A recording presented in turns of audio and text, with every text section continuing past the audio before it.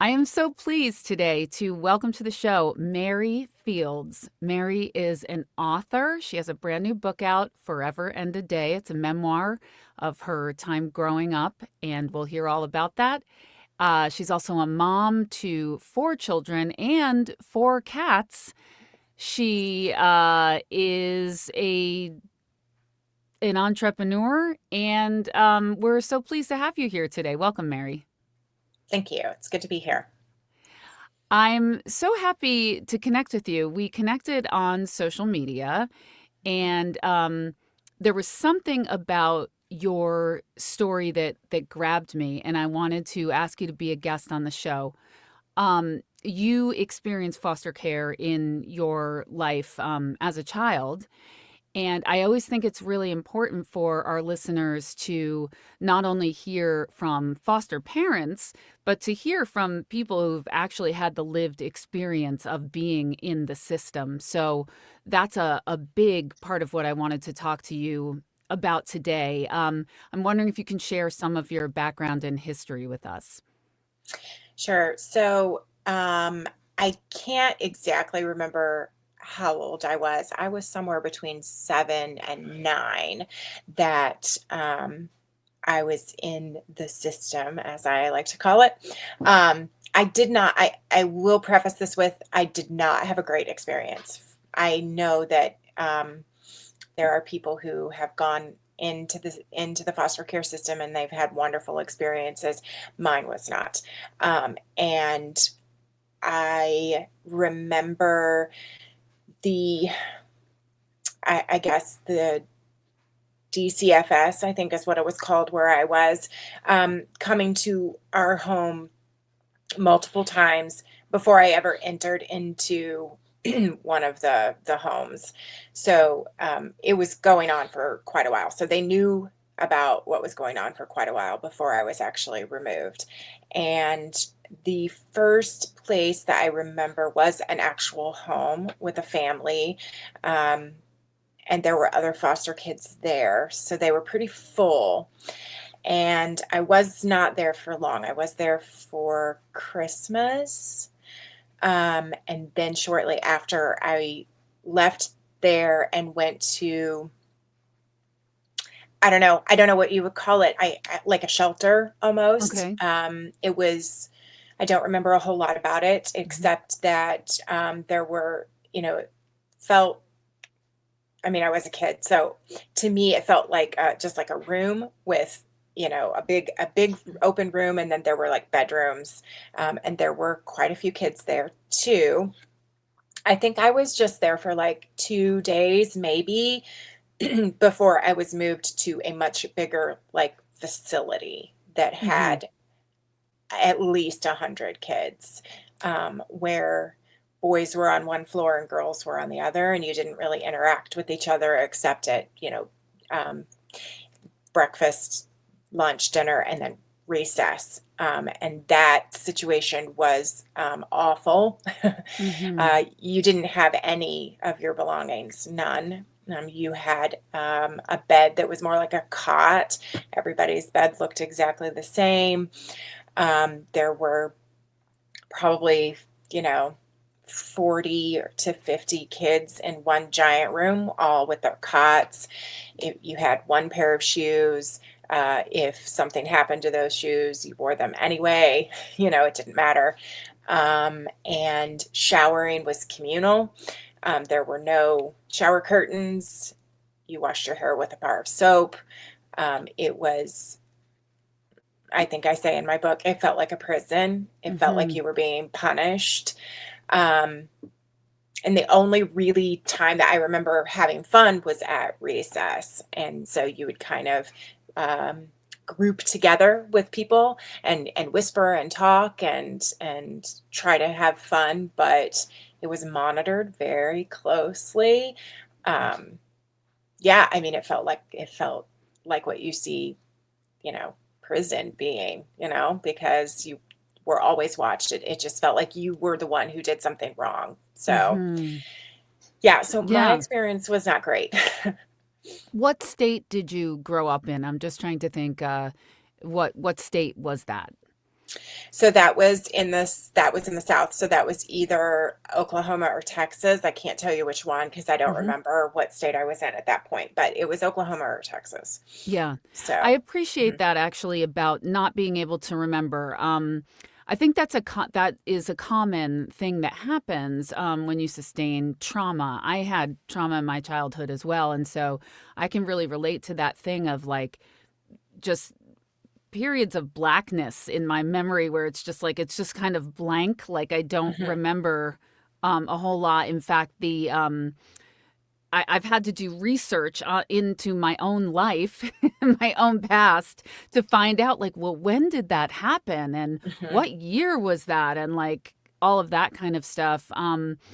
So I wonder for you in writing this memoir that you have written, was it like that for you? Was it kind of excavating your own past, and how did you fill in the blanks? So, I guess in a way, yes. I have so in my book, I mentioned that I was diagnosed with dissociative identity disorder. So for some people, that can be what to the extreme of splitting. Mine was more disassociating and having that blackness, huge chunks of memory just gone.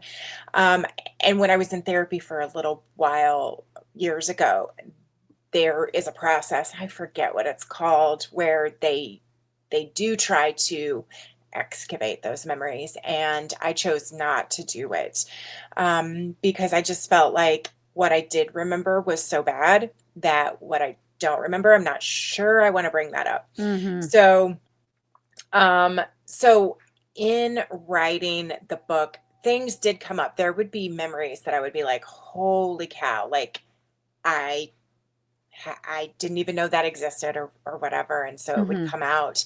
But I didn't really do a deep dive into my own life. I didn't feel that it was necessary, I guess, even though it's a memoir. It was um, more of me wanting to have my inner child be able to finally tell her story in the Mhm. way that she wanted to tell it. Um, and, you know, when you go through grief, which I realized I had been in grief my whole life, and the floodgates had just opened, which is Mhm. why I wrote the book.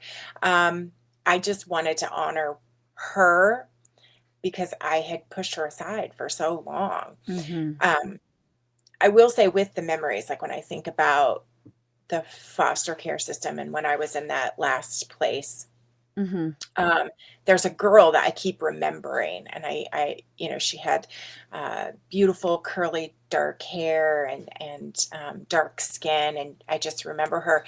But I interchange her with a girl I remember um, when I was with my dad over the summers, and I don't know why, but they both look exactly the same, and I think it's just probably because I don't remember exactly what they look like, just some of their characteristics, and they were important to me at the time, so they're Mhm. interchangeable. Um, I will say not remembering and telling your story sometimes feels like a lie. It feels like you're Mm. lying to yourself, it feels like Mhm. you're lying to other people. I remember growing up and people asking me questions like, "What state did you live in when Mhm. you were 7?" And I would be like, "I don't know. I either lived here or here." And people wouldn't believe me. But that's just the way disassociation works. Mhm. And so, you Mhm. know, but Yeah. that was a little, yeah. So, Yeah. I really I would love for you to tell our listeners about Little Mary and the Protector. That is a big theme in the book that I could relate to, and I'm wondering if the listeners will relate as well. Can you just talk about those two sort of essences of your personality? yeah, for sure. So, after having a diagnosis and wanting to kind of understand and also having the realization like, oh wow, this is why I don't remember is because I was disassociating. Um, and then later on going to therapy and having another therapist say, well, we all have parts. And, you hear about people talk about the ego and the inner child and, you're type A or type B or whatever. And how does that happen? And so my therapist was telling me we all have parts. And what happened with you is that one of your parts decided to be in charge. And that was my protector. And the protector is tough. The protector gets shit done. Mhm. And I say several times, she makes lists. She wants order. She can be cold at times, but like cold only because we have to get this done, right? I Mhm. don't have time to feel the emotion. But she's also deeply empathetic, which is why we have so many cats. Deeply empathetic, but again, get stuff done. We can feel this sadness and this anger later. Right now, we have to get things done. So, what happened is in this deep trauma that I had as a kid, I disassociated, and I say in the book, things go dark and my protector stepped in, and I don't remember. So little Mary was protected from these memories, from these actions, and the protector was like, I think it started out as I'm going to protect you from this. But then as I aged and got older and grew up, the protector became more of who my personality was. Mm. And Mhm. and that was um we don't have time to think about what happened to you when you were a kid. You're no longer a kid. Let's move on and let's get stuff done. So I never dealt with that immense grief. I mean, I don't even think it was until I started writing my book that I was able to admit that I was really, really traumatized and hurt by people. And um, yeah, I mean, it's kind of incredible when you think about it, like, the protector really did protect me. I say that if it weren't for my disassociation, I may not have survived. If little Mary had always Mhm. been in control, um, because little Mary is the one who deeply, deeply, deeply feels everything and wants everybody to be loved and nurtured and cared for, and she just wants to be loved and she wants to be noticed and she wants to be playful. And I needed the strength. And so Mhm. that's Mhm. what happened. How So, do you honor or give voice to little Mary now? Are you able to do that, and how have you gotten there? yeah, I mean, it's still a struggle, right? I mean, for Mhm. 40 some years, I have been, in this like get things done mode. Um, and let's not talk about that. But it's interesting because, I have kids and I have pets and I have this deep desire to protect them. Mhm. um, but I also have an extremely silly side. I will embarrass my kids in grocery stores. I will, you know, and I think that that's kind of part of it. I think recognizing that there were things that I didn't get to do as a child, little Mary didn't get to do. So, um, allowing myself to have fun, to take a moment to when things are heavy and sad, to let your inner child feel that and, you know, recognize who she is too. Mhm. Um, Unfortunately, recently I lost a friend and it was it was very difficult. It's still very difficult. And Mhm. I am learning that grief needs you to recognize her and to move with her, not move through her.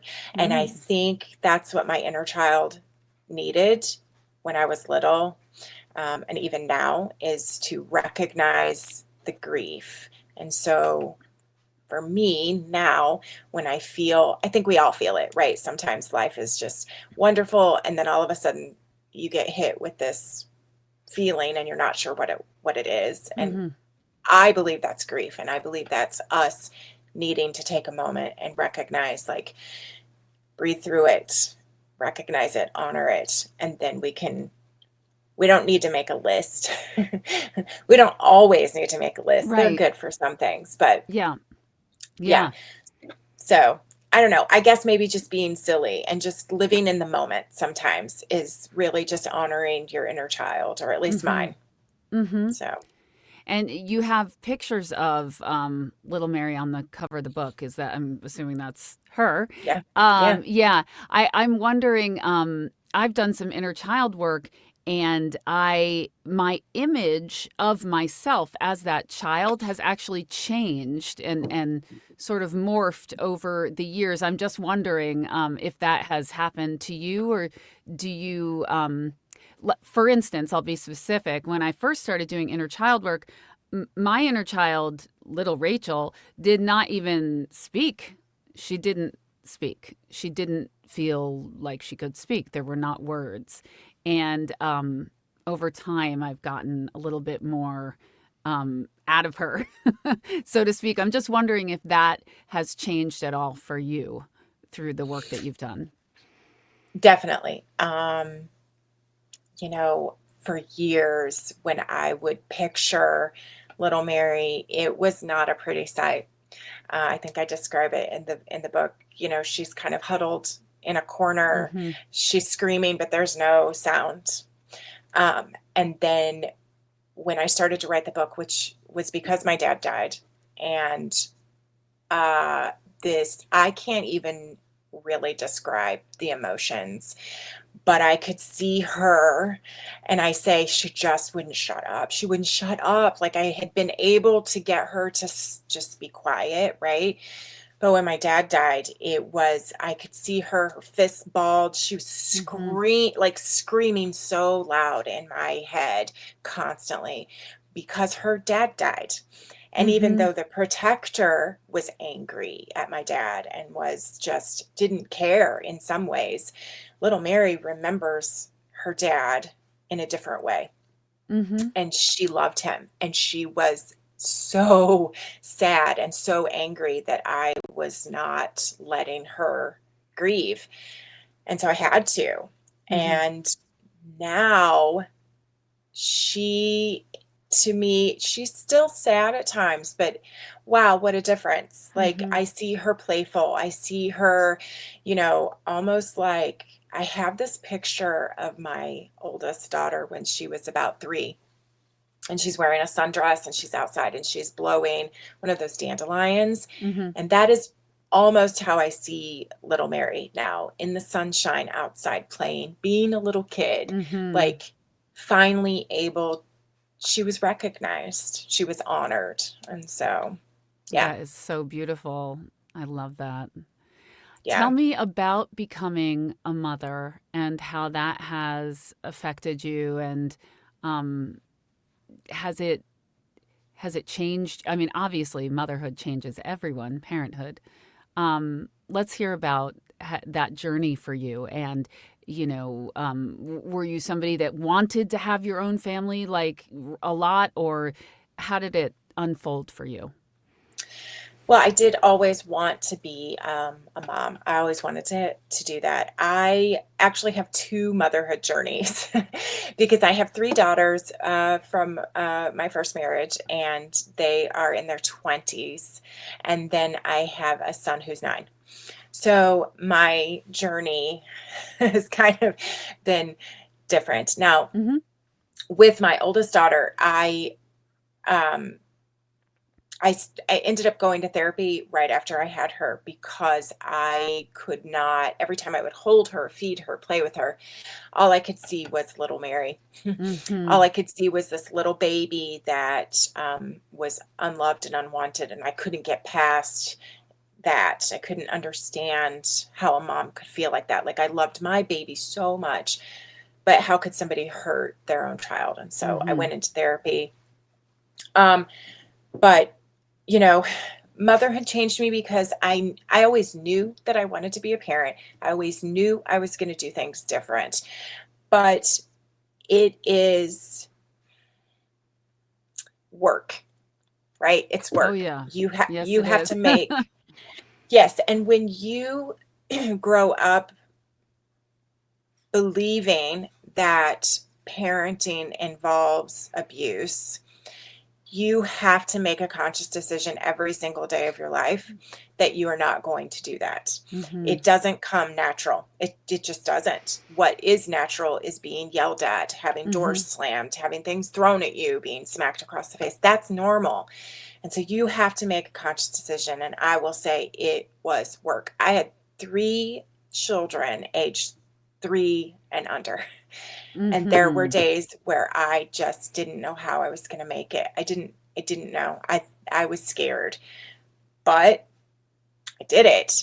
Mhm. I mean, you could ask my kids. There has been, I just knew I was not going to do that to my kids. Mhm. Um, Now, I will say I was not perfect. I definitely yelled. I definitely did things I probably shouldn't have, but they were never hit. They Mhm. were never screamed in their face. I didn't throw things at them. Like those things didn't happen. So Mhm. I will say it was a win. We're all Yeah. very, very close. Um, and then my second journey with my son has even been better.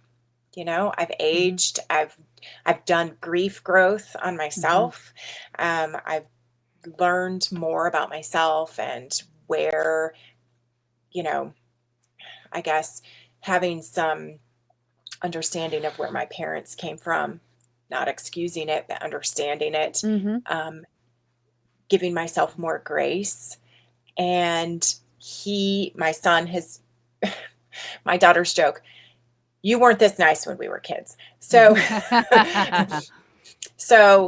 I think, doing the work, right? You do the work. And Mhm. if you keep doing the work, then things just keep getting better. And so I think that is what happened with me. And it can happen for everybody. Mhm.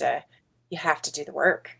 Yeah. So It's true. It's funny with the parenting thing. There's no one teaches you how to be a parent. You only kind of know how to do it based on how you were brought up. Like, how else do you know how to? I mean, you watch Little House on the Prairie and you're like, oh, they seem like good parents, but like the reality is we're all imprinted with what we grew up on with. And so we need to lift that imprint to be able to do it a different way. So, I applaud that work that you did and that I think we're all trying to do, right? And mhm, and, and the other reality is none of us are going to get it like exactly right. Like we're just not. And we can only just do the best we can. And I think at least having awareness, I think a lot more people now seem to have more awareness than in the times past of just what uh, what what is harmful to a child, what isn't. I mean, there's some things that are just obvious, right? mhm, But um, I think that it's one of the things that social media has been good for. I think is like, for instance, is just getting that out there, hearing other people's experiences. This podcast is like, it's going out there, and you don't know who's going to hear this and needed to hear this today. Um, so I do think that we're doing the best we can. I mhm, guess is what I'm trying to say. Um, One thing I also really responded to in your book was the use of humor. You talk a lot about how humor has been so important to you throughout your life, and I know a lot of people would say like humor, like suffered abuse and this and that, and how could you? Can you talk about humor for a minute? yeah. Um, some people might say it's kind of dark humor. Perhaps it is, but Mm-hmm. I think that, for as an example, for years I worked in a group home for profoundly autistic children, and that's hard, very hard, right? Mm-hmm. And you have to. There are just days where you have to laugh about what's happening because if you don't, you're going to cry. You're going to Mm-hmm. break down. And it is, I think I say exactly this. It's absurd, right? It's absurdly hilarious and ridiculous. The stuff, you know, when I had to clean out my dad's residence, and it was disgusting, right? It was disgusting. And I remember standing in his camper, and there were dirty Depends on one side of me and a pile of stuff with dead mice. And I said to my husband, I am not cleaning that man's shit. He never even changed my diaper.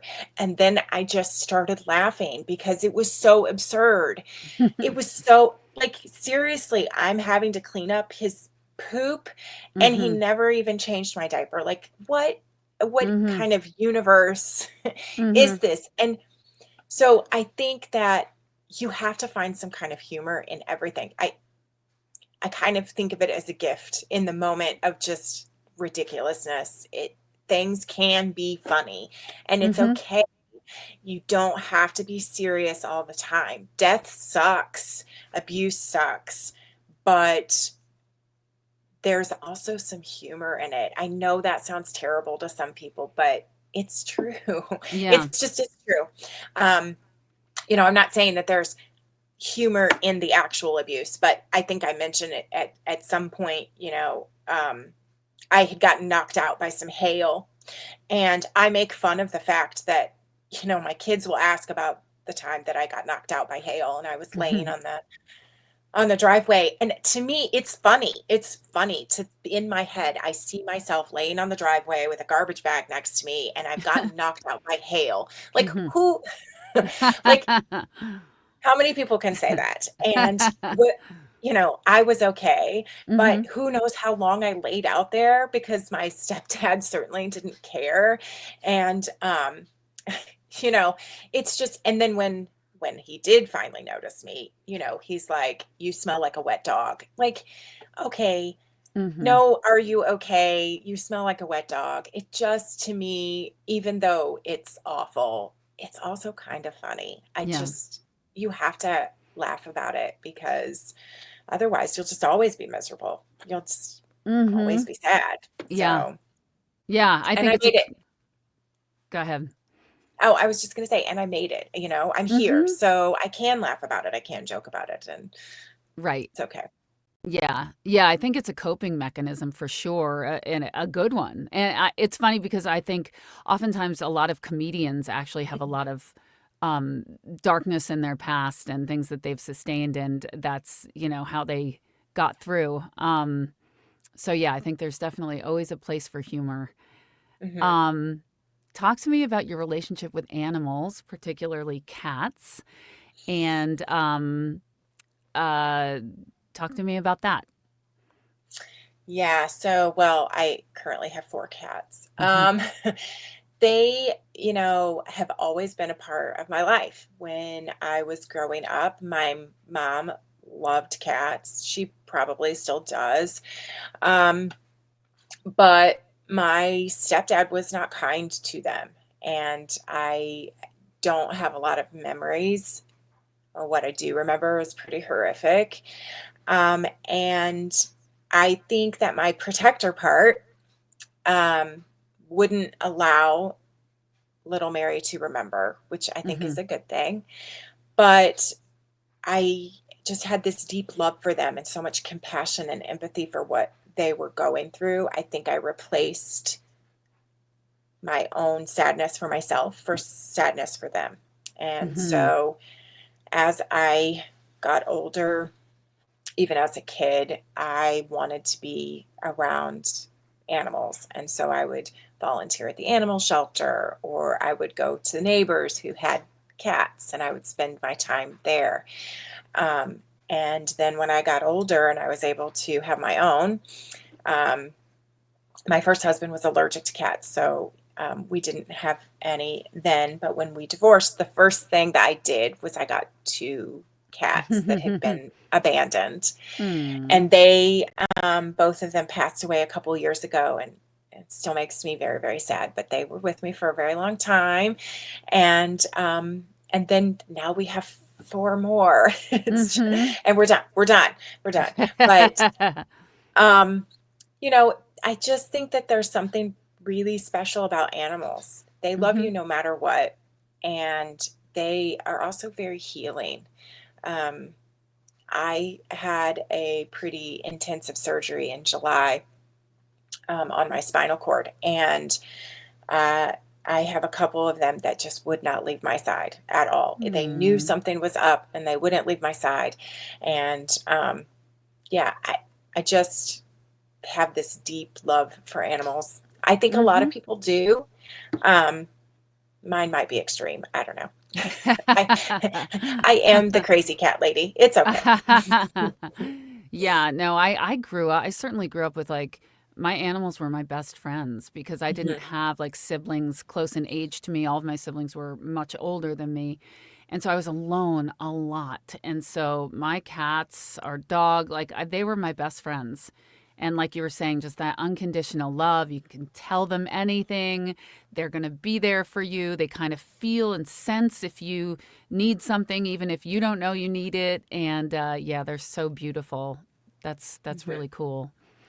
Um, did you ever think about fostering children because of what you went through, or were you kind of just like, "Oh, hell no."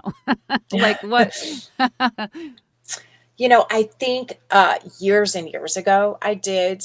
I thought that that would be, you know, an option, but then, life happens, right? Like, Mhm, I had 3 kids, and then I got a divorce, and I was a single mom for a long time, and then I found got remarried, and I think that, it's not something that I think that we would ever do. However, I do think that it's important to still talk about it. mhm, I feel like I do have this intense need and desire to advocate for foster kids. Um, having been a foster kid, I understand the shame that goes along with it, because there is shame. There shouldn't be, but there is. And just like the loneliness, the not knowing where you belong, if you belong, mhm, what did I do wrong, And I think that it's important to speak. I don't want to speak for them, mhm, but I want I want to advocate for them mhm, somehow. And mhm, I feel like the chapter in my book about fostering is part of that for me, but also, being here and talking about mhm, it, talking about my experiences.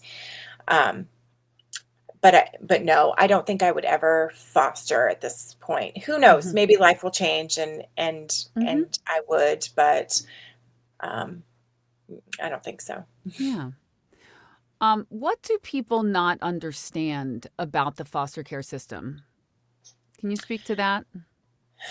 Well, I guess I think maybe everybody's opinion on this could be different. So for me, I Mhm. think that there's a big misconception that these kids are bad.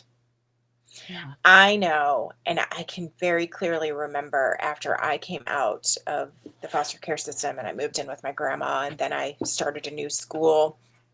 And I walked into the school gym, and he'll probably never see this, but if he does, I want that gym teacher to know I heard him. Mm, I heard him say to another gym teacher, "Oh, she's the new kid. She's a delinquent." mm, And I had never even stepped foot in that gym or that school before that day. How like, you heard my story that I was like a foster kid and now I lived with my grandma, and you already labeled me a delinquent. I hadn't even mhm, done anything. And I think that that's right, that's the misconception mhm. that a child who has been broken, abused, abandoned, they they did nothing. That's right. They did nothing. Mhm, And we should not be judging them based on what their parents did. Their parents are the ones who are the delinquents. Like, mhm. what? Yeah. And so I think that's the misconception, is that these kids are bad, will always be bad, and they will never amount to anything. And that's Mhm, just not fair. It's not fair, it's not right. But mhm. And we it's do not know that true. it's not true. It's Yeah. 100% not true. And I think that what people forget is that words have meaning. So you put it out there enough, right? Mhm. Why aren't we putting out there that this kid had a rough start, but they're smart. They're, Mhm. talented. They are athletic. Like, why aren't we doing that instead? Yeah. And building these kids up Mhm. instead of making them feel like garbage. Mhm. Yeah. For me, I think that's the misconception. Yeah. Yeah. That's obvious, and shame on that guy if he ever Yeah. hears this, like, for Yeah. real. Yeah. I mean, I was like 9 years old, or Yeah, what a maybe terrible. a little, yeah, maybe a little older than that, but I definitely remember it. I definitely Right. remember that. It stuck with me, and, Mhm. words Yeah, matter. they do. You did live with your grandma, for quite a while, and Yeah. that is, kinship care. So I don't know if they were calling it that then, but, we're referring to it as kinship care. Can you talk about, do you think that being with her was, better than being in, either the group homes that you were discussing, or, previously, or, just some other random family that you, didn't know? Talk about that. What was it like to be with your grandmother, pros and cons, pluses and minuses, that kinda thing? Yeah. Ooh, that's a tough one. That's a tough one because my grandma was not nice. Uh, Mhm. was it better? I would say stability wise, yes. Mhm. I lived with her from the time I was like 9 until I was 14. And so I had the stability of, always having a place to sleep. I had the stability of always having the same school, having the same friends, things like that. So, in that sense, definitely better. Mhm. But she was not a nice person. So, I still went to bed hungry plenty of times. I still got hit and yelled at for things that made no sense. Mhm. Um, and, she was pretty mean. Mhm.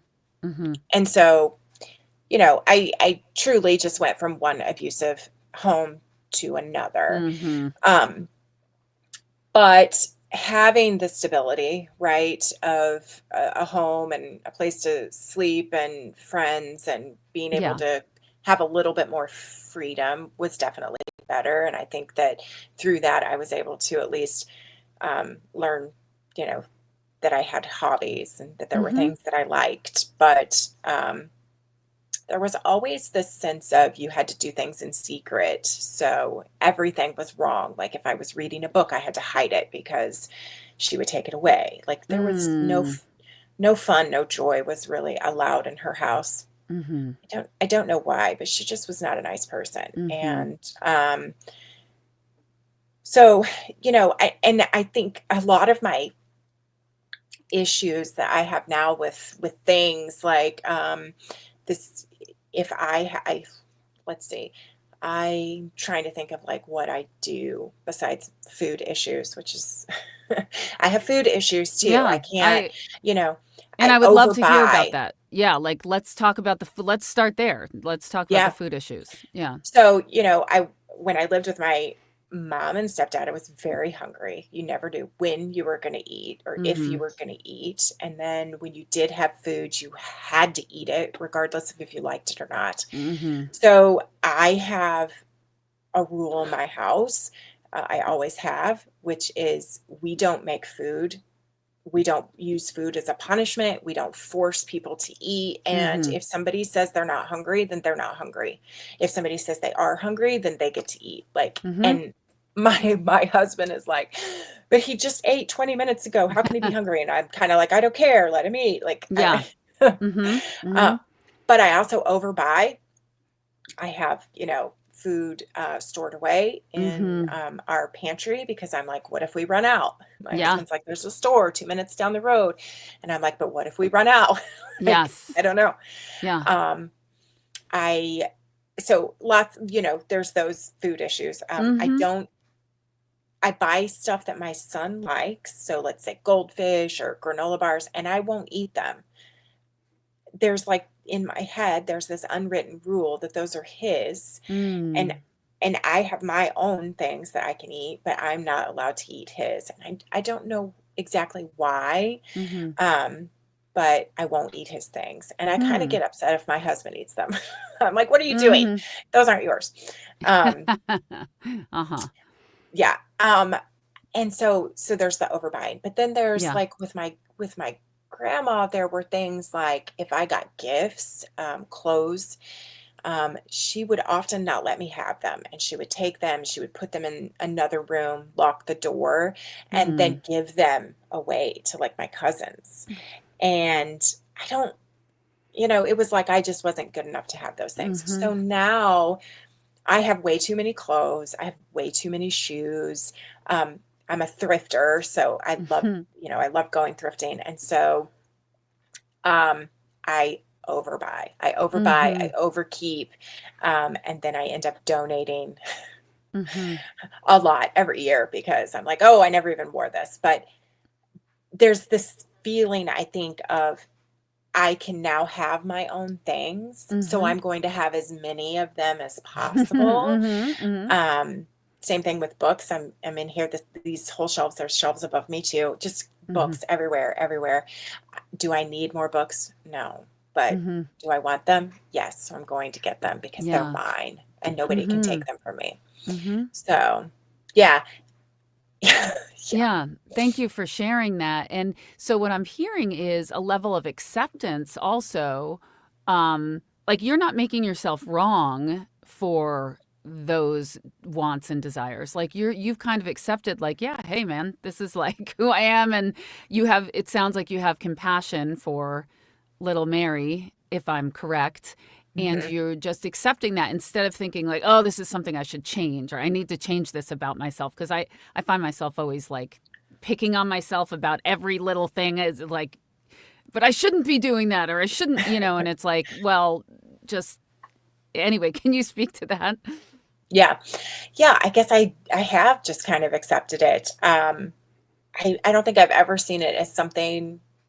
I just think that I have to recognize that I'm blessed and privileged to be able to buy those things. Mm-hmm. And so I think maybe the compromise that I have made in buying those things is usually thrifting, right? Mm.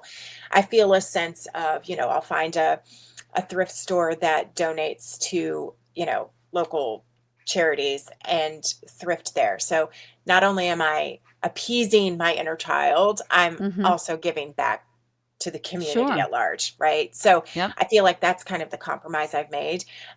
And I recognize that I'm privileged enough to be able to do that. Because certainly as a kid, I wore the same outfit multiple days in a Mm-hmm. row, right? Mm-hmm. So, um, and I'm the same way with my kids. I buy so much clothes for my son, but again, they're all thrifted. So, Mm-hmm. you know, Mm-hmm. I'm like, you have 25 hoodies. You might Yeah. have too many. You probably don't need any more, but it was only $3. So, Love a so deal. I yeah. love a deal. Um, Getting back to the food thing, I'm wondering how you deal with like vegetables, for instance, for your son, or something that like he might not want to eat. You say you never force food or anything like that. But how do you deal with those sticky points? Like it was something I struggle with my kids, so I'm just curious. Yeah, it's definitely difficult, because he tends to be a picky eater. But from early on, he's always been a trier. And so Mhm. we've always said, just try it. If you don't like it, spit it out. No big deal. But we want you to at least try it. And, he goes through phases. Your kids Mhm. probably do too, where they're like, oh, Mhm. I love this. I love this. I love this. And then next month Yeah. they hate it. They won't Yeah, go as near it. soon as you buy, like, a lot of it, then they all of a sudden they don't like it anymore. And you Yes, start putting it in exactly. their lunch, and then they're just not Yeah. eating it. Yeah. Yeah. Yes, exactly. So, what I tried to do is make sure that when we're having something to eat, there's always something on the plate that I know that he likes. Mhm. So, he really likes salmon. So we'll have salmon and broccoli and maybe a salad. And I'll put like a couple of pieces of salad on his plate I know he's not going to eat it, but I'll do it anyway and just be like, "Could you at least try it? Just take a bite of it. If you don't like it, you can spit it out." So there's that, that tends to work, and then Mhm. sometimes he finds out, "Ooh, I really like this," and then he'll go for it.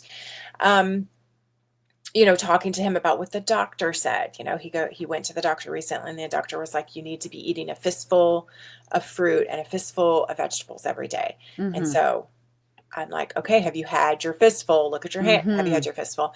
So sometimes that helps too, but I have learned, um, the way you talk to them matters. Mhm. So if you're just like, "No, you have to eat that vegetable, you're going to eat that vegetable," they're going to do what? They're going to push back because Yes. that's what they do. Mhm. They're they are their own, you know, being, and they're Mhm. gonna push back. So then if you're like, "Okay, well, if you don't eat, then you're just gonna go hungry." Well, that's not gonna work in my house. So I have to figure something out. So Mhm. does that mean we're pivoting and trying to find him something that he eats, or are we compromising? It's a lot of work. It's a lot of Mhm. work, but I'm not gonna let my kid go to bed hungry, and I'm Yeah. not going to make my kids feel the way I did at the dinner table. I don't know your background, but I definitely remember sitting at dinner tables and having that sadness and that pit in your stomach while you're trying to eat, and that's not nourishing. You're sick Mm. to your stomach. You that is not a memory I want my kids to have. Mhm. Mhm. So how do we fix this? Yeah. You know? Yeah. Yeah. Yeah. I do try to remember something that my pediatrician said, which was, instead of looking at what they're eating in a day, let's look at what they're eating in a week. And Mm. so let's say he's had 2 yogurts during the week, and he's had milk every day, and he's had broccoli twice a week, and every single day he had, his vitamin, you know. If you're looking at it as a whole week, it's not so bad. Right. So Yeah. so trying to change your perspective a little bit. Mhm. So Mhm. that's Yeah, what I try that's a to good do. tip. I like it. Yeah. Um, what would you want what would you like the listeners to take away from either your book and or your life? Oh, so I have my printer is going off for some very strange That's reason. okay. Hold that thought. We can always cut that out. That's Somebody printing something in the other part of the house. No, nobody is here. Oh, So it's the that ghost printer. I guess it didn't That's even so look like it was random. on. We have like Halloween things that are doing that now. Like randomly, like this creepy Halloween thing will just start like, saying something. It's Yeah. really weird. Yeah, I have no idea why it's choosing to make Not a problem. to I'm gonna go cut off. all this out. I'm gonna take a sip of Okay. water while we're Let me see if I can figure out what's going on. Like nothing. I didn't touch anything. weird. I know. Let's see. I'll just move some. Or maybe unplug it, or is that like gonna be a pain with like, you know, getting I it think it back? I think it might be done. I don't know what happened. That was very weird. There's not even like a light on or anything. Mm, Huh. All right. yeah, it's Well, very strange. that was a little Okay. interlude. That was fine. Huh. The ghosts were like, "Are you talking about me? What are you doing?"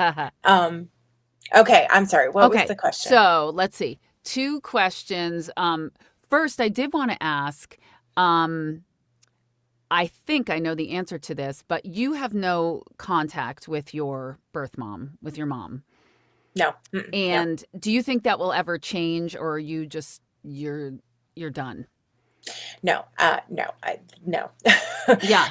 She did reach out to me a couple of times. She reached out to me through Facebook after my dad died, Hmm. um, to say I'm sorry. I ignored it. And then she reached out to me again to say, "Don't you think you should love unconditionally?" Uh, and I ignored it. Hmm. And then she reached out to me again, and then I just blocked her. So, Hmm. no, no, there's no accountability there. Um, no, Yeah. there's, I think it's kind of a lost cause at this Mhm. point. Mhm. I think that even at this point, because I'm almost 50, so at this point, she's had 50 years to have some accountability. And Mhm. just as early as, a year, 2 years ago, she was still saying that I was a bad kid. So that's why Mm. these things happened. Mhm. So I just think it's a lost cause at this Mhm. Mhm. juncture. And Mhm. I'm stronger than I was before. And I know that it wasn't me being a bad kid. Mhm. So Yeah. I can't be gaslit anymore, Mhm. basically. So Mhm. not interested. How have you talked about that with your children? Have you talked about that with your children? Yeah, I mean, Mhm. age appropriately, right? Mhm. But it's hard. It's hard. Now, when my girls were little, it was different. Um, but I've always been pretty open. They ask questions like, "Why don't you have a mom?" or "Why don't you have a dad?" And so I would just say, my mom and dad weren't nice to me. My mom and Mhm. dad didn't they didn't want me, and so I lived with somebody else. And that can be difficult for a kid to hear Mhm. because they try and relate it to themselves, right? So Mhm. I try to explain, especially, yeah, that was so many years ago with my daughter. So as I recall it with my son, who's very astute, um, I try to explain to him like, look, mm, what happened. I made a joke about a spanking. I said something about a spanking, and he was probably 6 or 7, and he said, "What is a spanking?" And I Mhm. said, "Well, sometimes parents will spank their kids like on the bottom when they've done something bad." And he just looked at me and he was like, "I don't believe you. Parents don't hit their Yeah, parents don't hit Aw. their kids." Mhm. And so I in explaining to him about my parents, I have explained like my mom hit me, my stepdad hit me, and Mhm. they did bad things to me. And that is why I don't have anything to do with them. And Mhm. so, Yeah. I think it's only fair to just be honest Right. Yeah. in an age appropriate way, of Sure. course. Yeah. Yeah, I get that. So, Yeah. yeah. What should listeners take away from your life and your story? Hmm. Well, I guess I have been asked this quite a bit. And so I think that I don't want people to get my book thinking that it is a pick yourself up by the bootstraps and you can do this, because not everybody can, right? Mhm. Not everybody has a happy ending, and that's just the sad fact. Not everybody is going to be equipped to deal with some of the stuff life gives you, and that's Mhm. really unfortunate. And I do think that if we all have kindness, even in the midst of all that awfulness, if we can be kind to others, whether it's an animal or another person, Mhm. that kindness can, you know, expand out. Because I do believe that for myself, if it hadn't have been for those glimmers of kindness that I got from other people that I could hold on to, that my life would be much different, Mhm. because those little bits of kindness gave me hope. Mhm. And I think even if I hadn't have made it, Mhm. which I do believe if I didn't disassociate and I had still been with my parents, I probably wouldn't have made it. I would have starved. They would have beat me. So I would not be here. So my disassociation helped, but I think having that hope that things were going to change matters. And Mhm. so I just want people to look for the kindness. I'm not saying that everybody's going to make it, which is heartbreaking, right? It's heartbreaking, but we know the true reality. We know this, but we can still be kind. And Mhm. hopefully, kindness, enough kindness, right, can break these cycles and we Mhm. can help these people who are Mhm. living this every day. Yeah, So, that's beautiful. Thank you. yeah. I Yeah. mean, it's sad. It's sad, but It it's is. also, I mean, I will tell you, there were times where I thought, I am not going to see tomorrow morning. I'm not going to see tomorrow morning. And by some miracle, I did. And um, I just think that I could have turned out to be a really hard, angry, bitter person, and I didn't. And I think that I owe that to the kindness that I did get from people. So if we could just keep being kind, Mhm. I think we can heal a lot of people. Mm. So Amazing message. Thank you for I sharing hope, that. man. Tell me real quick about the title of the book, Forever and a Day. Yeah. So forever and a day is how my mom signed her letters. And so there's a bit of irony in that, that Mhm. she would say, "I love you forever and a day." And she didn't. So Mhm. I decided to take that as the title of my book because I mean it. I do. I love Mhm. forever and a day. Mhm. So I took it Mhm. back. Nice. Yeah.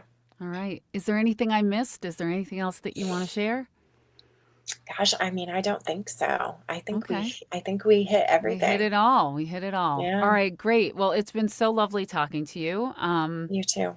Thank you so much for sharing your message. Thank you for allowing me to. All right.